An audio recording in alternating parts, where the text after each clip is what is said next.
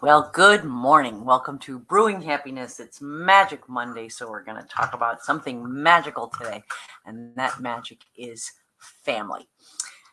Family. Yes, we all got one, right? We were all born to one anyway. And family plays a huge part of our lives, from the forming of who we are in early childhood to the searching to recreate the dynamics of our original core family, to having to having them in our lives in those big moments of celebration and sadness. And you know, family is family. Welcome to Brewing Happiness. If you're here on the replay, just leave me a message. Love to know you're here. So I'll start with my braids, my hairstyle today. I left it in because I thought I thought I'll talk about my weekend. Started up Saturday night with a bunch of little kids. Went to I'll just call it a pumpkin event. Right? It had stuff with pumpkins for kids to do. So that was fun. From there to the pizza place and the what do you call it, the little arcade for the kids to play with. So pizza and quarters and a lot of people and a lot of fun. And then early up Sunday morning, bring home two little girls to go to bed at the house. And then Sunday morning up and to the ball game at 8 a.m. Stopped for donuts, went to the ball game, left there to go to another ball game, from baseball to softball, to make sure we get to see the grandkids games, which were an hour apart, by the way. So this was my day. Family. That's what you do, right? That's what you do to hang out with the family. And I put my hair in braids because the little girls liked it. And I left it there just to say, this is what family is, right? This is what happens, is it transforms your life. It transforms your hair. It can impact your schedule. That is family. But this is my life. And you probably have similar stories about family in your life. And families are honestly generally the core of our social lives. Maybe sometimes we move beyond families as we get older, but always remaining. Go home and see mom at Thanksgiving and Christmas, calling people on their birthdays. There's always a link to keep you attached to the family. And when we say family, well, generally that means those to whom or with whom we have blood ties, right? Our family are those with whom we, okay, excuse my babbling this morning, but those with whom we share blood, share kinship, share ancestors, right? But in these days, maybe that's not the family you choose to hang out with. Maybe those families have been replaced with friends. The truth is, friends, acquaintances, the family you choose. The truth is, we are social animals. We need to be surrounded by other people, and the quality of our lives and the quality of our happiness is generally about the quality of those relationships. When you love and are loved, life is easier than going it alone, or not having someone to call and dish with, not having someone to call and say, I'm in trouble, can you help me? So we're social animals. Why do sports, I'm going to change subject, sports, why do sports score so high on the happiness scale, right? Sports, one of the happiest things in our lives is following a sports team or being on a sports team. It scores so high on the ratings of happiness. Whether you just follow a professional sports team or you play on a sports team, you get some of these benefits. You know why it's so high?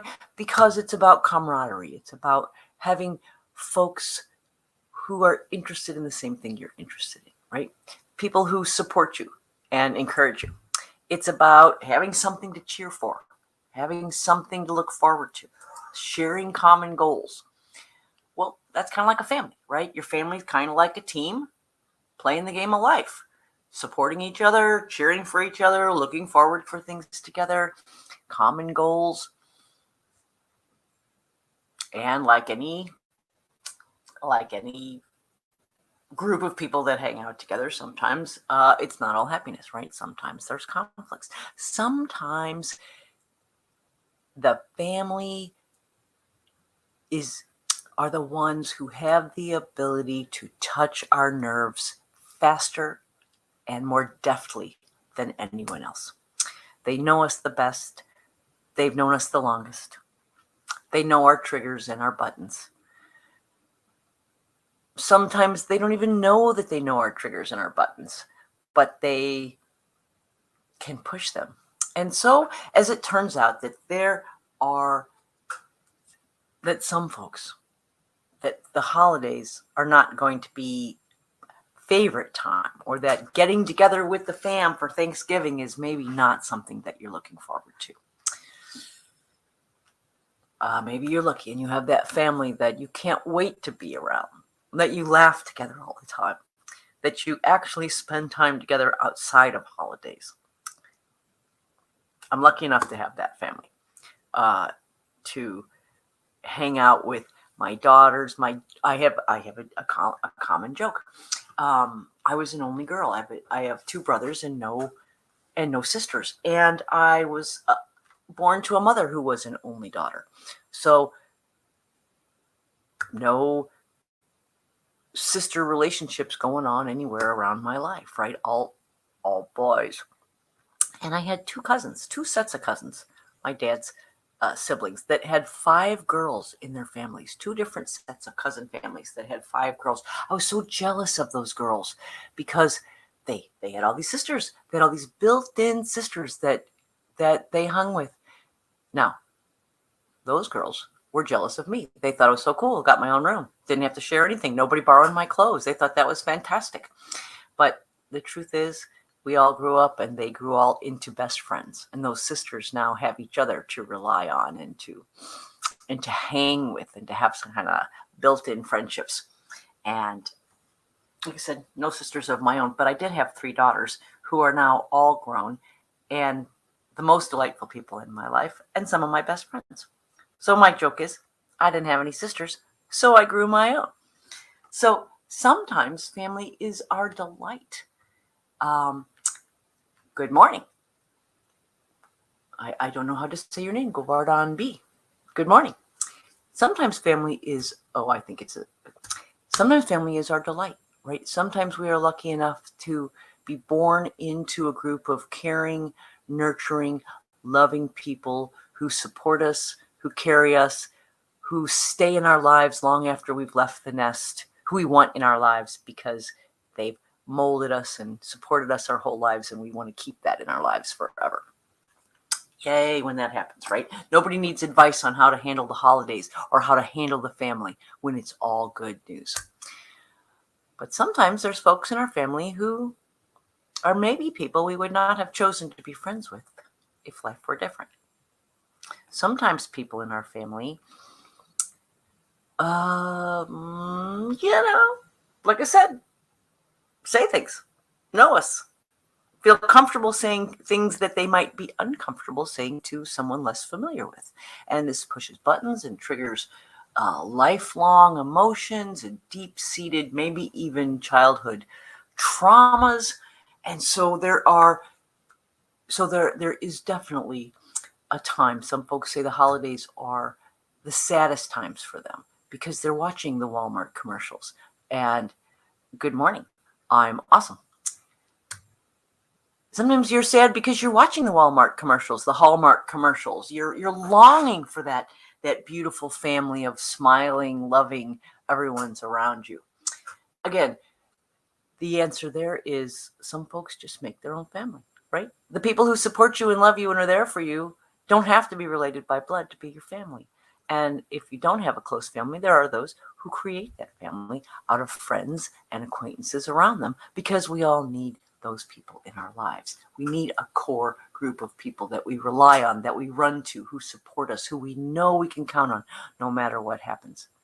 And most of us are pretty determined to find them, whether they're born to us or not. So let's talk about holidays with the family, because this is the part where traditionally, societally, we step away from our chosen family of friends and those we've handpicked to be our support group in our life. And we have to step back into that family of origin, that family that maybe are the ones picking at those triggers or bringing up some past emotions. So we're going to talk a little bit about strategies for managing that family, right? The first thing is, don't have any expectation that things will be different. This is number one, right? We walk into a situation we've been in 1,000 times, and we think this time it's going to be different. This time I'm going to know the right words to say. This time I'm going to be able to have them see who I really am, what's really happening here. And the truth is, no one has changed but you, right? You maybe have had an enlightenment and you have looked at things differently. Nobody else has changed. Family's still the same. So don't have an expectation that they're changing. Don't have an expectation that their mind has shifted like yours has. They're going to be the same people, right? So what do? You set some secure boundaries. You plan ahead of time what you're going to do. Maybe you say, I can only handle this for 3 hours, so I'm leaving at the end of 3 hours. That's okay. Your car's in the driveway. You can go. I was here. I did it. I'm gone. Or maybe there's some people you're going to avoid. Try not to sit next to at Thanksgiving dinner. Maybe there's some folks you can only have a limited conversation with. Maybe there's others that are going to say things and you know they're going to say them and you know almost what they're going to say ahead of time. So maybe you prepare. Maybe you prepare by knowing how you're going to respond when they say it. Maybe knowing that it's coming. Being ready for it. Don't have an expectation it's going to be different. And then if and when it does come, have an answer prepared that you can be happy with. There's someone in my family that I deal with on a regular basis that I use these strategies with on a regular basis, right? And I try to respond in a way that I can stay true to myself, that I'm not giving away a piece of me or condoning bad behavior, and yet I can still hold my head and say, I was kind and loving in any situation. There's some response. Thank you.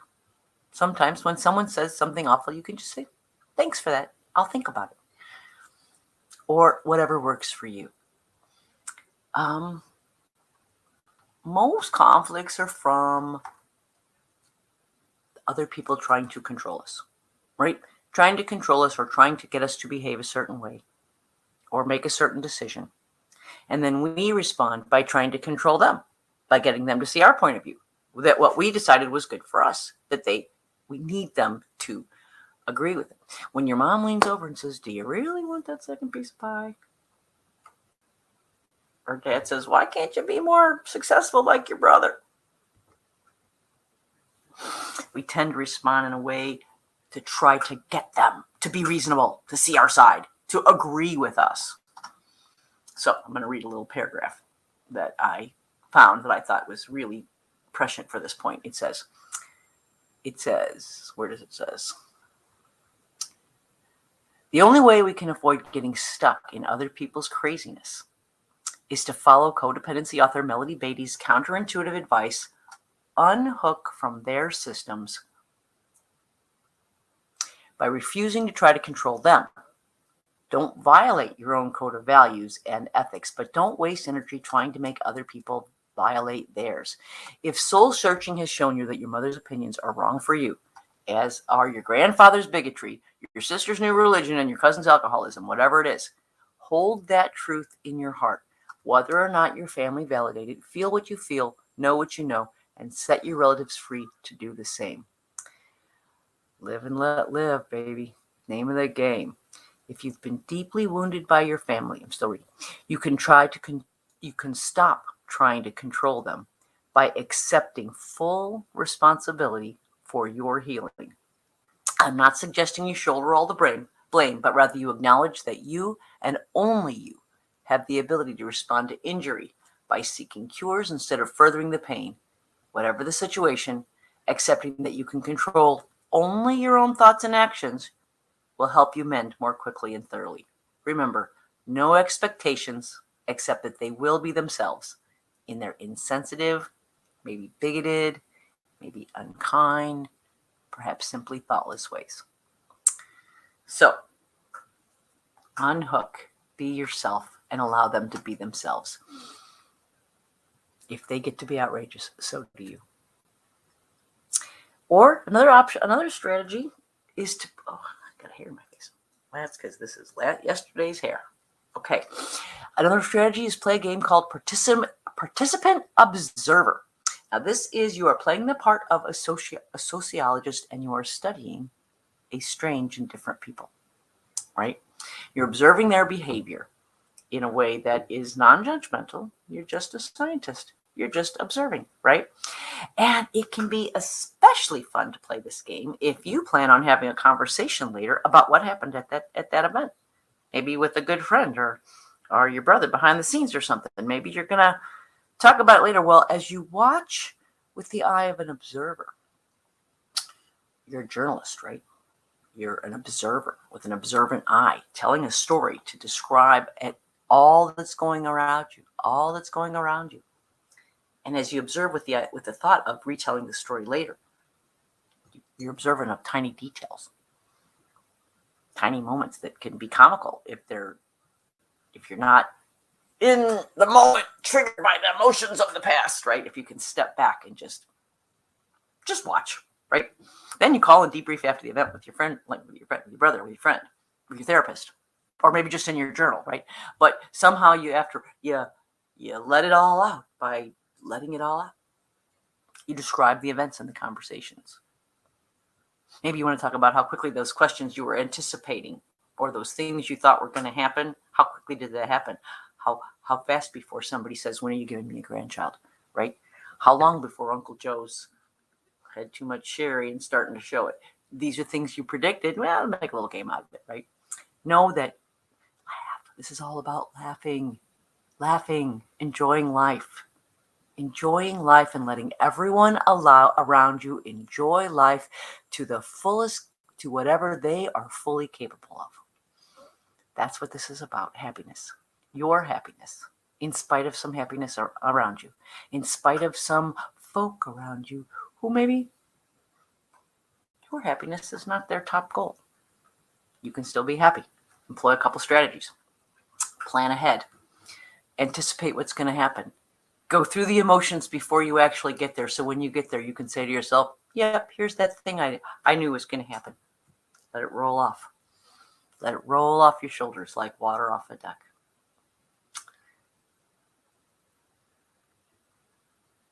And this is, so this is the family you have, right? The family we want versus the family we have and how to deal with them. And we all got them. We all got to do it. I want to end with the scene from the final scene from Mrs. Doubtfire, which I can't play because I'll get in copyright trouble on YouTube. So I'm just going to read it, and I'm going to do my best Mrs. Doubtfire impression because I can. And I'm sorry if it's not that good, but and I'm going to try to get through this without crying. And honestly, I don't know that I will, because as I copied and pasted it into my notes, I cried. I've seen Mrs. Doubtfire 100 times.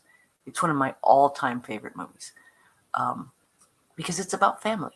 It's about loving in spite of differences. It's about overcoming those differences and finding a way to love each other anyway. I'm already going to cry. So don't expect me to get through this without crying, okay? Here we go. And then the final scene in Mrs. Doubtfire, if you don't know the story, it's about divorce. It's about a family that divorces and a father who wants to see his children so badly that he dresses himself as a woman to become their housekeeper so that he can be close to his kids. Of course, you've heard of it because it's famous, right? Robin Williams, iconic. Lines from that movie that we still quote in our family today. It was a run by fruiting. Anyway, at the end, Mrs. Doubtfire, after the divorce, after all the recriminations and the fights and the legal battles, after everyone's settled in, he talks about family. Okay. Let's see if we can do this without crying. And so the closing monologue is Mrs. Doubtfire's response to a letter from a little girl whose parents have split up. So much like Yes, Virginia, there is a Santa Claus. This letter rings true to me as a life lesson to be collected and remembered and shared.